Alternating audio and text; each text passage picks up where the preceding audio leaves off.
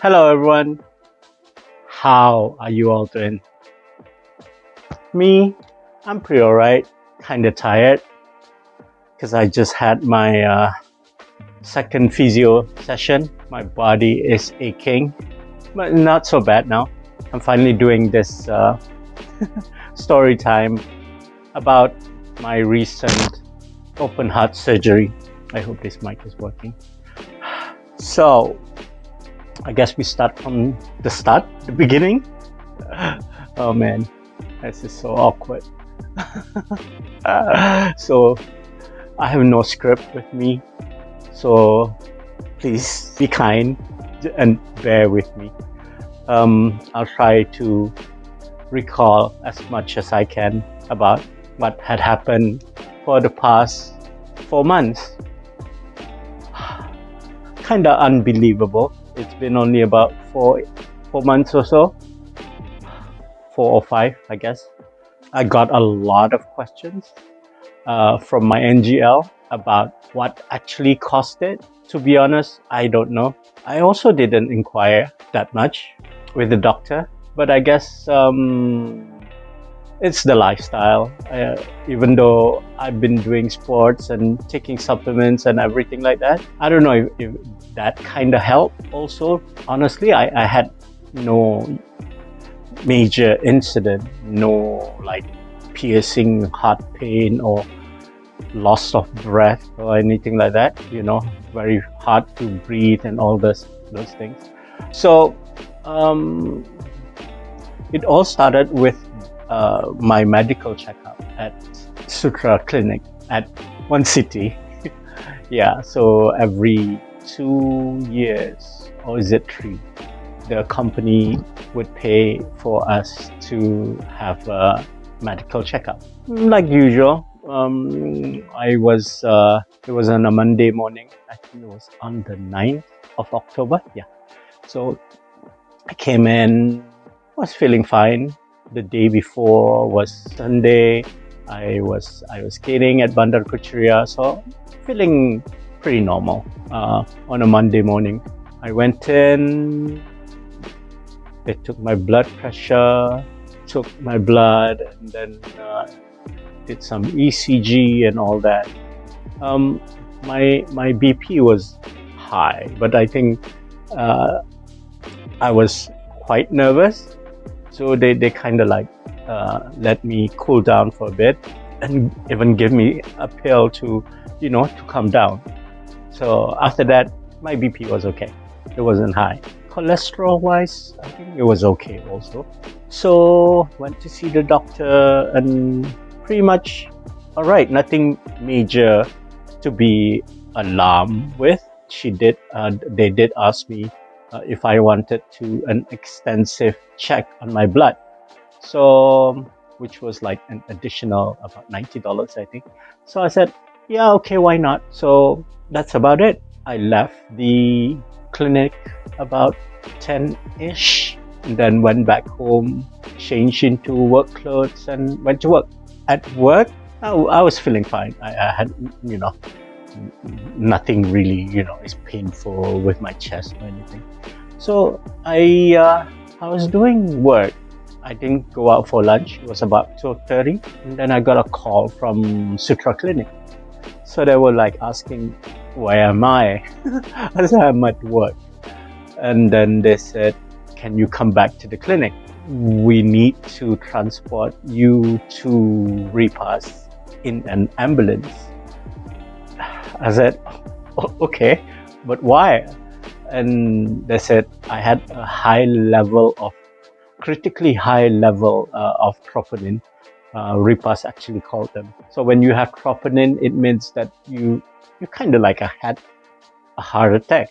I was like shocked. So yeah, I told my boss, who was also shocked, drove home, changed into normal clothes, and then went back to the clinic, where not long after that, the ambulance from Repass came. I had to do ART also. So yeah, so I was in the back of an ambulance for the first time in my life. it was surreal. I was like, messaging my siblings just to update them and also my boss. So when I got to the repass, I was at the ER. I think they were pretty busy around that time, so it took a while for the doctors to come to me. And when they finally found my files and everything like that, and the doctors basically asked me what happened. So I told them what happened. And I said again, I told them I had no really painful pain or whatsoever. So they had that mini ultrasound device, I think, so they could see that some parts of my heart, I think the valve was not like really that active, I think. I hope I didn't get this wrong. But yeah, so eventually I was told that they're gonna admit me to the CCU for one night for observation. They asked me to do an X-ray and then took me to my bed at the ward. Yeah, so I had to message my brother to bring me some clothes, bring my charger, and additional, battery, power banks, and all that. It is really so weird. It's my first time ever in a hospital. Luckily, I kind of was able to sleep. I wasn't so much worried, but I think I was like kind of shocked still when I got to the ward and there was doctors coming in again. So looking at my condition, they say, okay, we're gonna send you to Glen Eagles tomorrow. So for some procedure was it? Oh, angiography. So basically, they're gonna like really scan through my heart, kind of thing. I think I got to Glen Eagles by around lunchtime or so, and then about an hour or so, I did the angiography, and not long, I was with the doctor who explained what the findings were. So they found 3 blockage.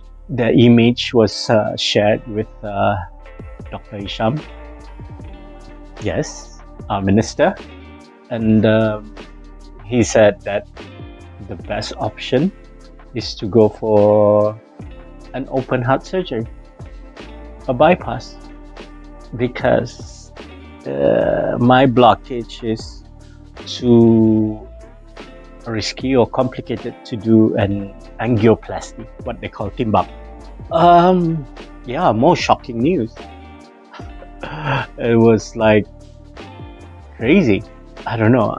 I was really shocked. I think when I told my siblings and my mom, I think everyone was like, yeah, I think lost for words, I guess. Because I seem healthy. Nothing. I was not like sick, or I all the time that we had to stay at home during the lockdown and everything. I was feeling fine. I didn't have any flu or anything like that. I wasn't sick. But and then yeah, I didn't catch COVID or anything like that. Yeah. They sent me home. I had to take a lot sent me home with lots of meds.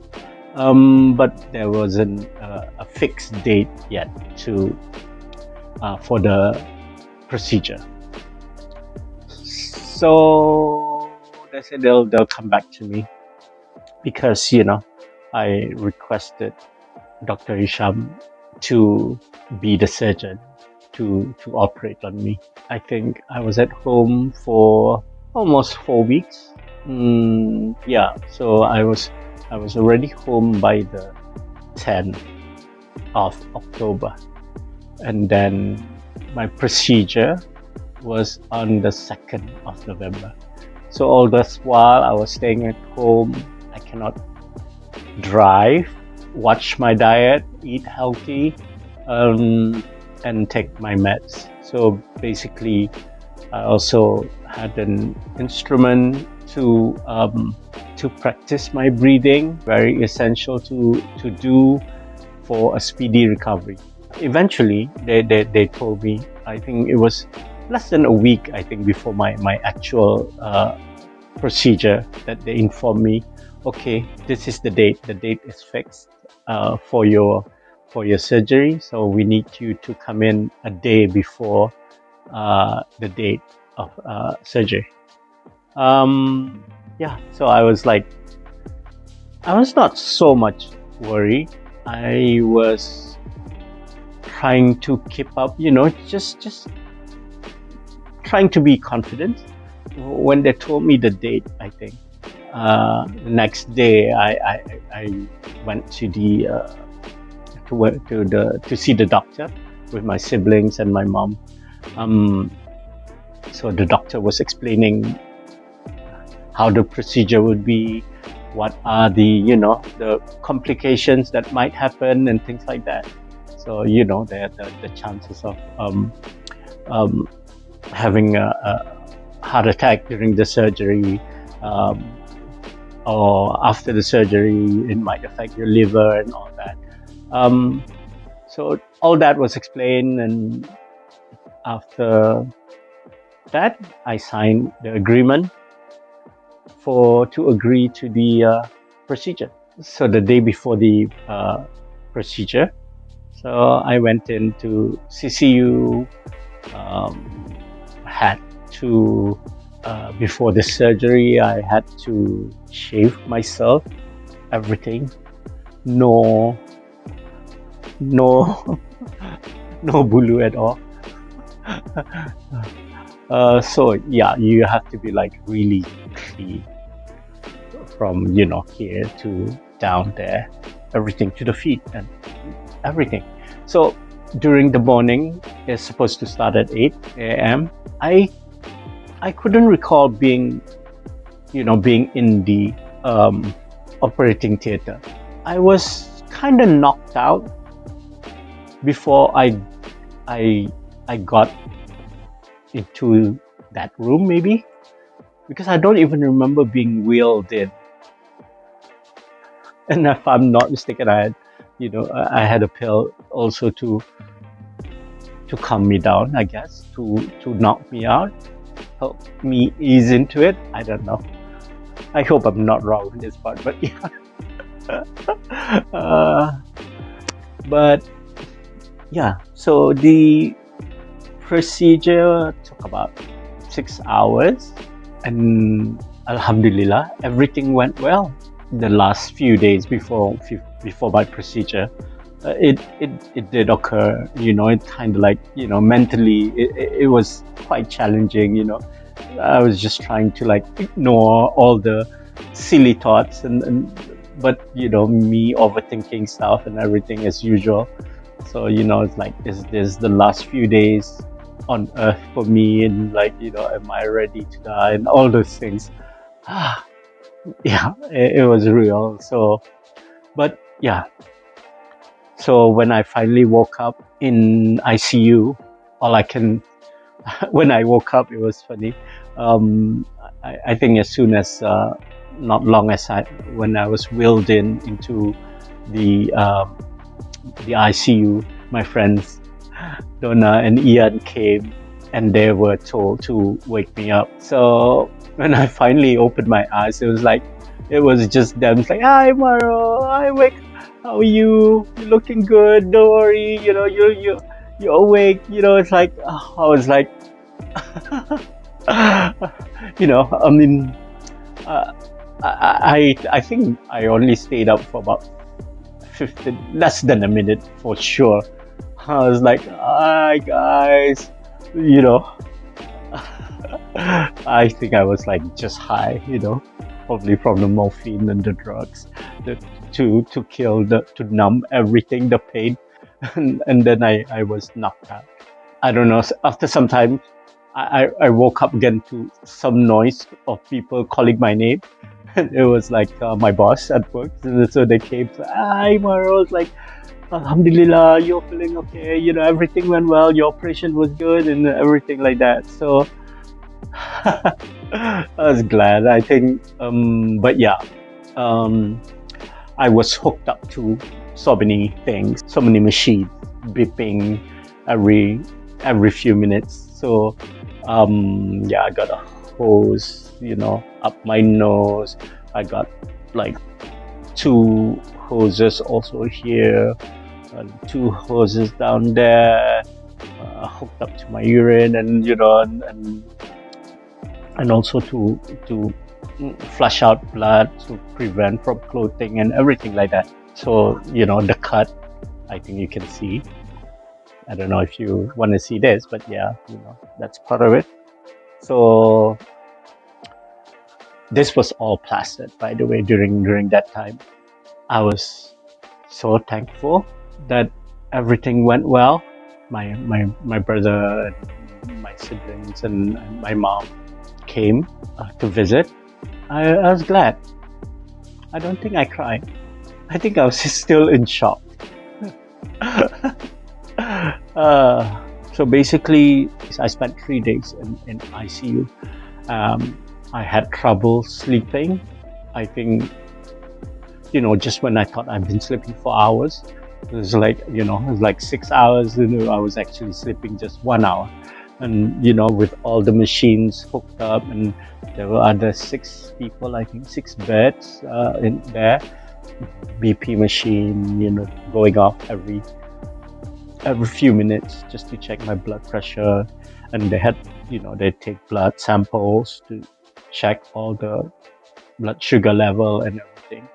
ICU was something else. I never want to be there anymore again. Every afternoon around 5:30 or so, Dr. Isham would, come and visit me, go through my files, and going through the report and see, how I'm recovering. He said, "I'm a lucky guy." He said, "You're such a lucky guy. Your heart was only operating for about 40%. I was lucky that I didn't have an incident when I was traveling a week before that." Yeah, I'm thankful for everything. So he told me, stay healthy and avoid all those unhealthy food and activity. But I don't smoke anymore. I've stopped like 15 years ago or something like that. I think the nurses were excellent. The people who took care of me, I can't thank them enough. They were so nice. They were cheerful. They lift my spirit. We talk about a lot of things. Yeah. So after 3 days, I was moved down to CCU. I was still under observation, 24-hour observation, but I requested a Xanax. So I think after the 4th day, I finally had a proper sleep of about like 9 hours straight. That was good. And yeah, my recovery, my stats were good and really improving. I think, one thing, they also cut my left thigh, to take the veins, to do the highway, to do the connection and all that, so that to bring enough blood to the other side and everything like that. Yeah, I don't know how to explain that, but yeah, basically, they built a super highway or something like that. That's what the doctor explained. That's how the doctor explained to me. After another 3 days or so, I was moved to the normal ward, which is just next room, the next room. So basically, there another 3 days, was it? I can't remember.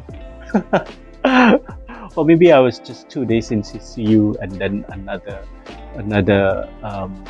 2 days at the normal ward, and then I was discharged. So basically, yeah, I was just, after 1 week I was out of the hospital already. I went back home with a bunch of pills that I need to take. At home, I was mostly in bed. I had to wear this brace. Oh, here. Where is it? This one. So basically, I wear it, and every time I cough, I kind of like squeeze it in, which coughing really sucks. But actually, it's very important to cough it out. Just cough, just to clear, your chest from water and other things. So yeah, coughing was not fun. I had to sleep straight, not on the side, because they had to break some bones during the operation to get to my heart.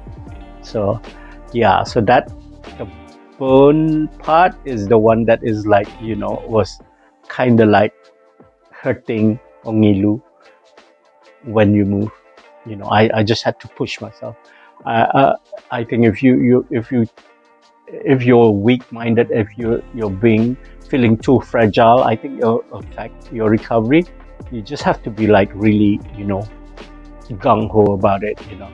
Gotta have that mentality, not to baby the pain. So after 2 weeks, was it? I had to go back to the hospital. Then they did the usual blood check, and they had to take out some of the stitches, the ropes. Oh man, mosquitoes. So yeah, that was kind of like a bit painful, but yeah, slowly I think all the stitches went in, and it's really nice. They really did a good job with the stitches. And I sometimes when I shower, look into the mirror, I cannot help but kind of admire how it looks like. 'Cause I kind of like, it's pretty to me. I kind of like, wow, it's so nice. It doesn't hurt anymore when I touch it. The first month, I had to be very careful when I move, so so just so that it won't hurt, so I cannot overstretch myself or something. My recovery was good. Talked to the dietitian. She asked me what I've been eating and all that. She gave some more guidance on what to eat, for low fat and less oily, steam stuff. For the steam, go for fish, I think it's a matter of keeping it moderate, I think. So yeah, after the operation, I was down for 2 weeks. No, 2 weeks, 2 months. So 2 months, you cannot drive, you can go around, walk around. It is advisable to not just lie around and do nothing, which I cannot stand. I can only watch a certain amount of YouTube or Netflix or whatever series. I try to have walks and be active. I miss skating and all that. I think after 2 weeks, after 2 months, it was time for me to go to work. So I finally got to work on the 8th of January. I finally drove also. It was nice to be able to drive again. Yeah, and I really miss work. I really miss everyone. And even though I said I can work from home, I was denied. I think they blocked my email. So I think a week after that, I had a blood. Yeah, I had to come back for a checkup. They took my blood and everything like that. And I was supposed to meet the doctor a few days later, but they rescheduled it to May. Like, what? May?